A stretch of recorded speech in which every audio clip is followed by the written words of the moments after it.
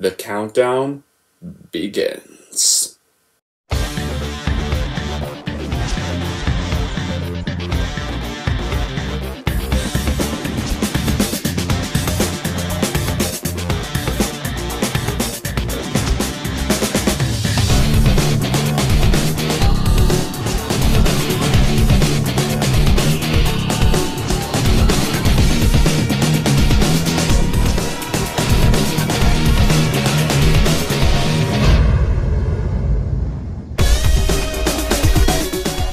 Hey everyone, it's Movie Lover 120 here, and I'm here with this brand new video, and this video is going to be for the top 11 best movies of 2021.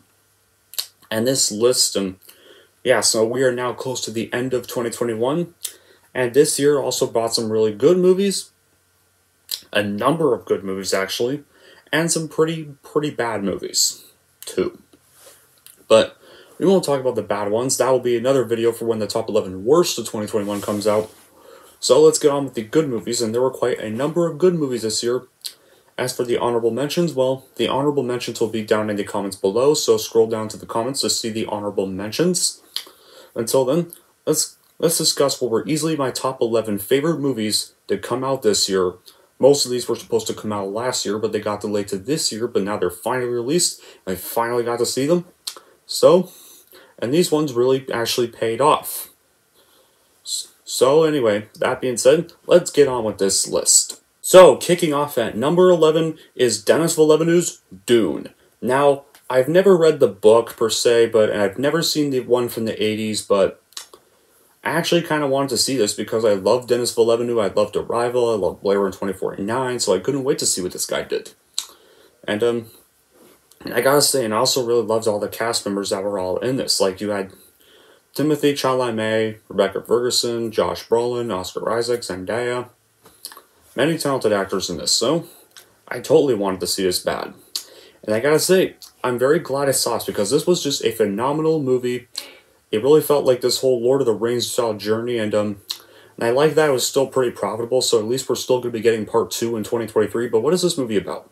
Well, this is pretty much about this story of this guy named Paul Atreides who pretty much now has to go through this whole universe and pretty much, for the safety of his own people, go on this pretty perilous journey. So yeah, that's pretty much the plot of the movie. I loved all the performances, I loved all the visuals, and it kind of feels a little too much like a part 1 at times, but thankfully this will be resolved when we're getting part 2 in 2023, so at least that's still going to be a thing. So, but anyway, yeah, I just absolutely love this film, and I can't wait to get this on Blu-ray next month. So, yeah, Dune at number 11.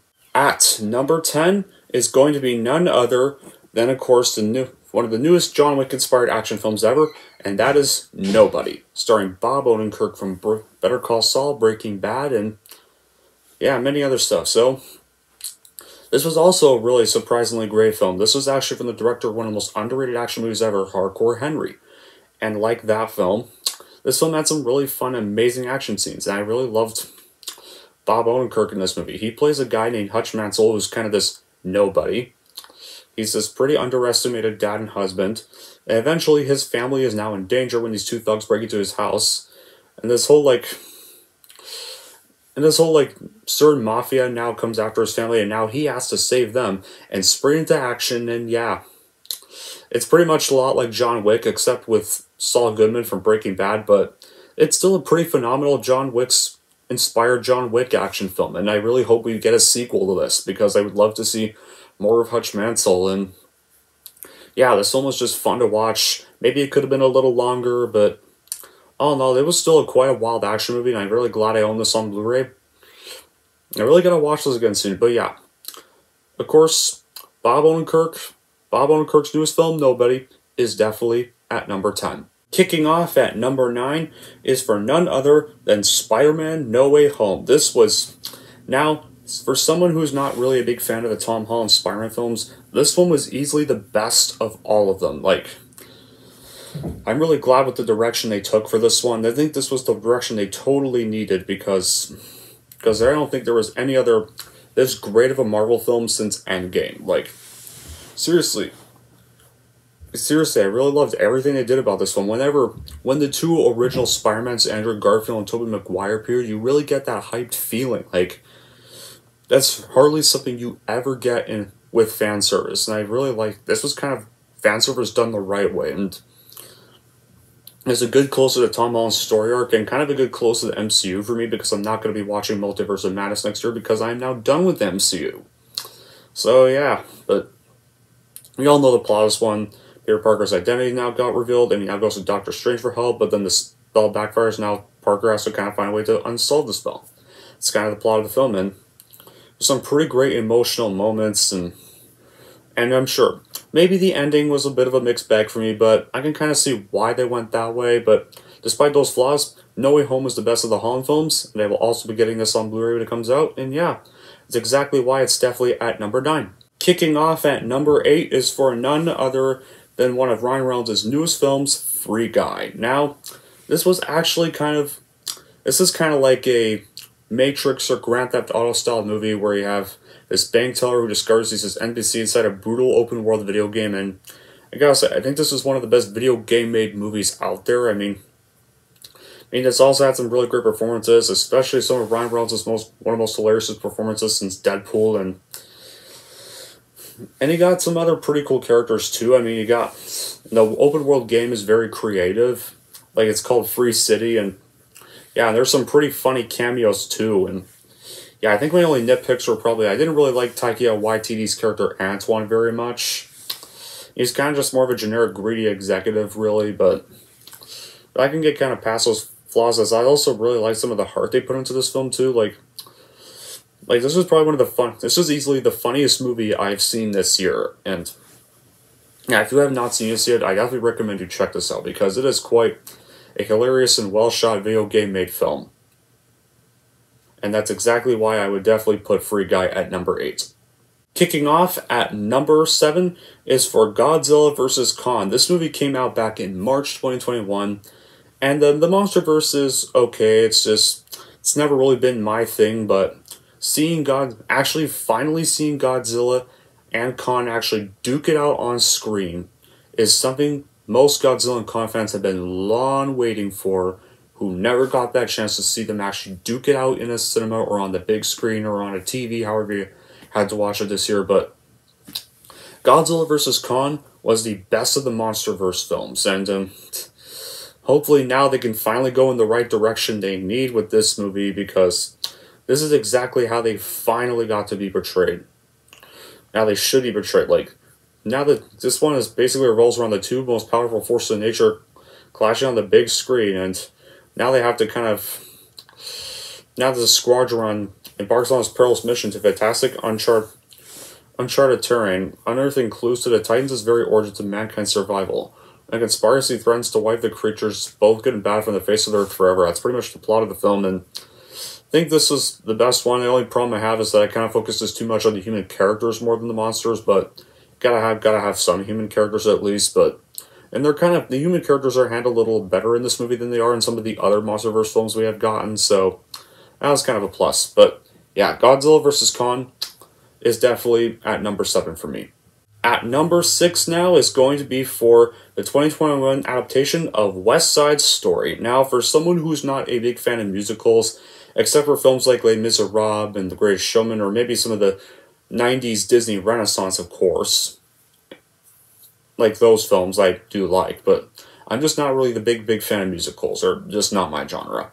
But, however, I got dragged to this one, and I gotta say, I don't care I got dragged to this one. I really loved it. Like, this is probably one of the best musicals I've watched in a very long time, one of the best Spielberg movies I've watched in a very long time. Like, this is basically the second adaptation of it, because there was a 1961 adaptation that was based, and these are both based off a 1957 musical. I'm not really a big fan of the 1961 movie, but this one I did really like, and I felt this one was a lot better than the 1961 movie. And, like, it's kind of like this 1950s New York style 1950s style Romeo and Juliet. Like, if you know how that Shakespeare story goes, yeah. Even this felt like a better Romeo and Juliet adaptation than the Baz Luhrmann bullshit. with Leonardo DiCaprio, aka that bullshit one.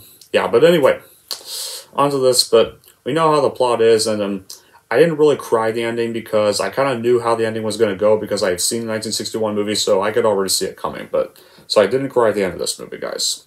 I already knew how it was going to end, but other than that, West Side Story 2021 is at number 6. Kicking off at number 5 is for a DCEU movie, and that is, of course, James Gunn's The Suicide Squad. Sorry. Now let me remember this, guys. I really hated the 2016 movie, and when I saw James Gunn was going to be directing this next installment, I was actually really hyped for this movie because I was really hoping he could fix all the damage that 2016 Abomination did, and he did. It really paid off. This was probably my 3rd favorite DCU movie of all time, and the best, oh wait, no, not that.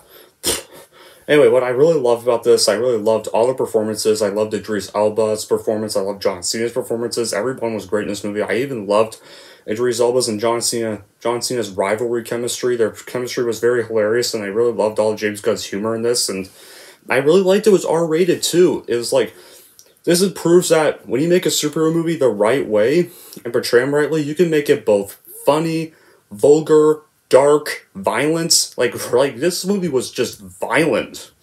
This is probably the most violent superhero movies or violent, funny superhero movies I've ever seen.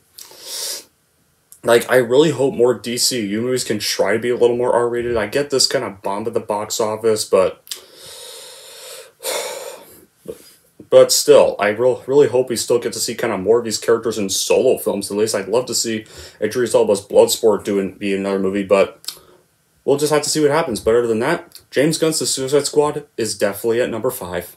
Kicking off at number 4 is for a horror sequel, and that's definitely A Quiet Place Part 2. This was actually one of the very first films to open in the newly widely released theaters. Once the theaters started to fully reopen, one of the first few anticipated blockbusters of 2020 that finally got released, and was kind of signaling the end of the movie delays. And I gotta say, I think this is one of those rare horror sequels that I liked better than the first one. I really liked how instead of just opening up right after the first one ended, we had first opened up with a little bit of a backstory about how the creatures formed and how they started their invasion. And I also really loved John Krasinski's character's lead cameo. It was good to see him again for at least one scene, and yeah, I actually really liked that. We actually kind of got to know more about the creatures in this one, which was kind of my flaw the first one. I didn't really like how we never knew much about the creatures, so this one we actually kind of know, and how they explain it is really well, and I kind of liked how they went kind of Lord of the Rings and kind of split the characters into 2 groups. Like, you got the daughter having a story arc with Cillian Murphy's character, and you got the son and the mom having a story arc of their own. I like that. They kind of split the characters into 2. They kind of did one plot, and they did another plot for the other characters. And yeah, so I really hope we could get A Quiet Place Part 3, and then end off the story, so hopefully they make a 3rd one. They completely end the story instead of just keep making more and more and more of these. So yeah, I hope the next one we get is when we get a Part 3, it ends up being the last of this series. But Quiet Place Part 2 at number 4. Kicking off at number 3 is for an animated movie that was supposed to be theatrically released but got dumped straight to Netflix, and that is, of course, for none other than Mitchells vs. the Machines. Now, of all the animated movies that have been coming out in recent times lately, I adore this one. This is probably Sony Animation's best movie to me. Yes, no offense Into the Spider-Verse fans. Into the Spider-Verse is also a masterpiece, but this is just one where, like, all the cliches were handled very well. Like, from the concept of this movie, it seems like yet another family road trip movie. Like, and you're just like, oh, not another one of these damn things. I haven't got another of these damn movies already, but no. How they handle this one is very genius. Like, you got an apocalypse cliche in there, you got a family road trip cliche in there, and they handle all the cliches very well, but that's not why I only like it, but why I like it is, guys, there's so many heartwarming moments in here. Like, I really love the plot of this. It's very relatable. Like, the protagonist, Kay Mitchell, kind of reminds me of myself when I was that age.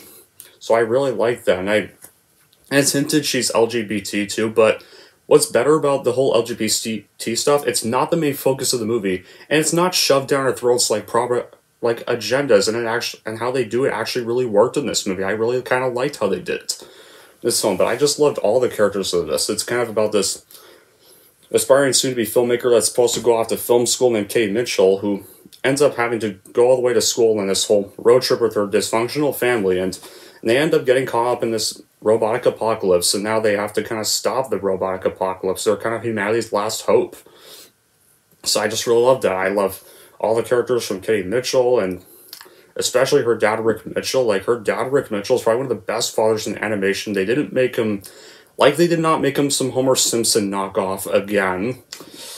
And I really liked little brother Aaron. Yeah, he's a little miscast, but I kind of liked that it's kind of funny he's voiced by an adult in this. Plus, this is actually from the same people who did Gravity Falls, and the kids in Gravity Falls are voiced by grown-ups, guys. So what were you expecting those criticizers? But just everyone was likable in this. Like, there's so many heartwarming moments. The animation's very beautiful, and it's even very relatable too. And yeah, this is probably my favorite animated movie of 2021. And Sony, if you're watching this, you better not make a sequel to this, because this movie does not need one. So yeah, Mitchell's vs. Machines is definitely at number 3. Kicking off at number 2 is actually going to be for a fan film, and I don't care if this is a fan film, I'm still putting this on this list because it deserves it to be on this list. And I don't care what IMDb says or what the rude pricks that clearly thought this would be a theatrical movie would think about it. Number 2 is for Empire Fan Productions' newest film, The Devil's Daughter, a Harley Quinn story. I watched this on YouTube around the time it aired, and I gotta say, I actually really enjoyed it. I think this is probably my favorite fan film ever. Like, I kind of find this movie a lot better than the DCEU, personally. Yeah, like, kind of strange when a fan film is much better than the DCEU, but I don't mind the DCEU. But back to this. This film, I really liked how this fan film really portrayed the origin story of Harley Quinn perfectly well. It kind of felt like Joker at times. Joker, except with Harley Quinn this time. Like, I loved all the performances, especially James's performance as Aaron Cash. And Aaron Cash, I really liked how they portrayed Harley Quinn. Heck, I really liked some of the gore in this one. This was quite a gory movie, and I actually really enjoyed this one. This was just a perfect portrayal of Harley Quinn, and I hope this opens up the whole production crew to more projects soon. So yeah, I hope more people do see this film, and it opens up the production crew and the cast members to more big projects. So yeah, other than that, that's exactly why I put Devil's Daughter, Harley Quinn story at number 2. Kicking off for the number 1 best movie of 2021, most obviously goes to none other than Zack Snyder's Justice League. Now, this is what we should have got in 2017, not the piece of shit Joss Whedon cut we don't speak of. That cut, thankfully, no longer exists. We don't have to think of that cut ever again. Now we can finally watch the true vision what Zack Snyder originally clearly wanted, one that is not botched by Warner Brothers' stupid executives that think this needs to be all like Marvel. This is what we finally got, and we finally should have had it that way. But what's this movie about? Well, this is pretty much the same plot as, like, we all know, like, the 2017 cut. We all know pretty much the plot is of this movie, except this time the plot of this movie is now done more right. They really portrayed the characters right. Batman is not some Tony Stark knockoff this time. They thankfully cut out most of his Tony Stark moments. They thankfully cut out Superman's stupid mustache moments. Ugh. And I really liked Steppenwolf. Like, not like... Remember when he was the generic villain in Joss Whedon cut? This one, he's an actually badass demon you can actually fear, because he actually seems like a dangerous threat this time around. And he actually looks really good. They really like the CGI they do with him. He looks very perfect, and I really like that final showdown they have with him. His death's even done better, and I really like seeing Darkseid in this, and And I really hope Warner Bros. Reconsiders their decision and keeps making more sequels to this movie, because I really want to see the true vision. I really want to see the Zack Snyder vision in DCU again. Not that there's anything wrong with films like Shazam or the 2021 Suicide Squad, but I really want to see Zack Snyder get to make a comeback. Because lately, the DCU is kind of falling apart without his absence. But that's all thanks to Warner Brothers. You can blame them for that. But all in all, I just loved everything about this cut. Loved we finally got the true cut. And with all this good qualities I mentioned, is exactly why Zack Snyder's Justice League is the #1 best movie of 2021 for me. Okay, and that's pretty much it for my top 11 favorite movies of 2021. Now, guys, if you want to know the honorable mentions, you can see the honorable mentions in the comments down below. And I want to also know in the comments below what your favorite movies of 2021 are, or what your top best movies of 2021 are. But don't comment your top worst in this comment section, because this is for the top best. You guys can comment your top worst in my top 11 worst movies of 2021 that I will be doing eventually this week. But yeah, that pretty much wraps up my top 11 favorite movies of 2021. Now the next thing we gotta go over is my top 11 least favorite movies of 2021.